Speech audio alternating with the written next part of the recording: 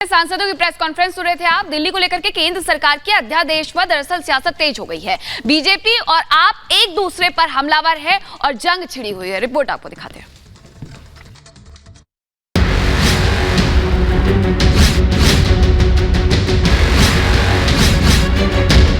Power में LG, गुस्से में सीएम।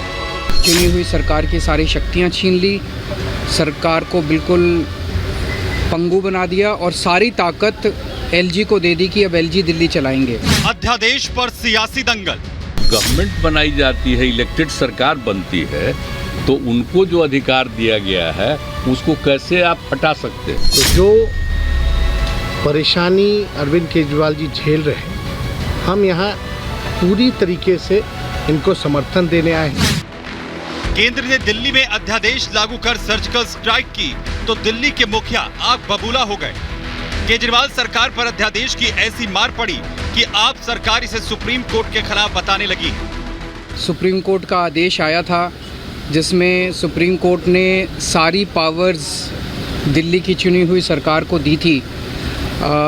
उसके बाद उसके 8वें दिन सुप्रीम कोर्ट का आदेश आने के 8वें दिन 8 दिन के अंदर उन्होंने अध्यादेश जारी करके सुप्रीम कोर्ट के ऑर्डर को पलट दिया।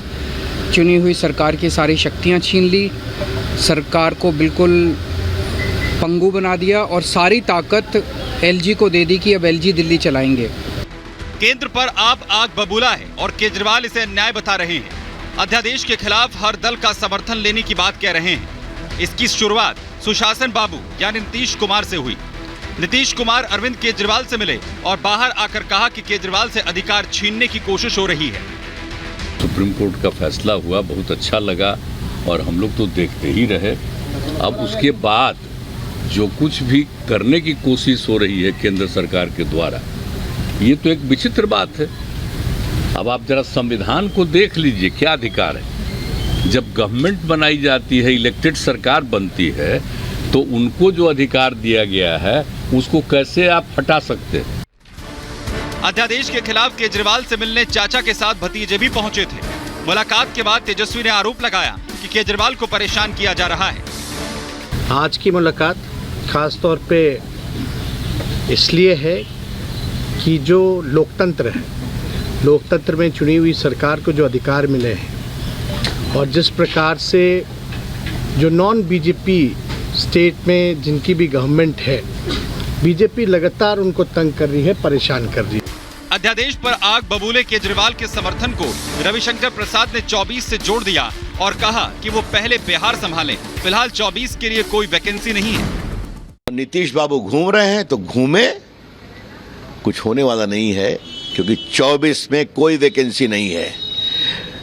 और मैं नीतीश जी से आग्रह करूंगा, रोज अखबार खोलता हूं तो कभी यहाँ गोली, कभी ये मारा गया, कभी वो मारा गया।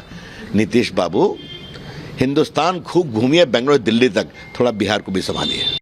दरअसल सुप्रीम कोर्ट से अफसरों की ट्रांसफर पोस्टिंग का अधिकार मिलने के बाद केजरीवाल सरकार जश्न में डूबी थी, खुशियां मना रही थी, एक्शन में थी, ताबड़तोड़ फैसले ले रही थी, पूरे घर को बदल डालूंगा के मूड में थी।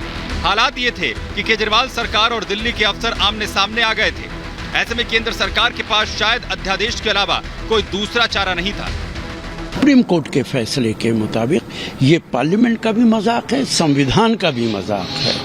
असल बात ये नहीं है कि ऑर्डिनेंस कानूनी हैसियत रखता है कि नहीं रखता है। असल बात ये है कि भारत सरकार की, बीजेपी सरकार की मंशा क्या है। वो सारी ताकत अपने हाथों में रखना चाहती है और चुनी हुई सरकार के साथ खिलवाड़ कर रही है। केंद्र ने दिल्ली में अध्यादेश लागू किया, दिल्ली में ट्रांसफर पोस्टिंग अथॉरिटी बनाई। केंद्र सरकार ने इसे एनसीसीएसए का नाम दिया है, मतलब National Capital Civil Services Authority. इस अथॉरिटी में 3 सदस्य होंगे। दिल्ली के मुख्यमंत्री इसके अध्यक्ष होंगे, दिल्ली के मुख्य सचिव इसके दूसरे सदस्य होंगे, दिल्ली के प्रिंसिपल सेक्रेटरी तीसरे सदस्य होंगे। ट्रांसफर पोस्टिंग पर तीनों सदस्य मिलकर फैसला करेंगे और ट्रांसफर पोस्टिंग का फैसला बहुमत के आधार पर होगा। विवाद की स्थिति में मामला उपराज्यपाल के पास जाएगा। उपराज्यपाल के फैसले को ही आखिरी माना जाएगा, मतलब मुख्यमंत्री मनमर्जी से फैसला नहीं ले पाएंगे। सीधे तौर पर कहें तो उपराज्यपाल ही बॉस होंगे और यही केजरीवाल सरकार को चुभ रहा है।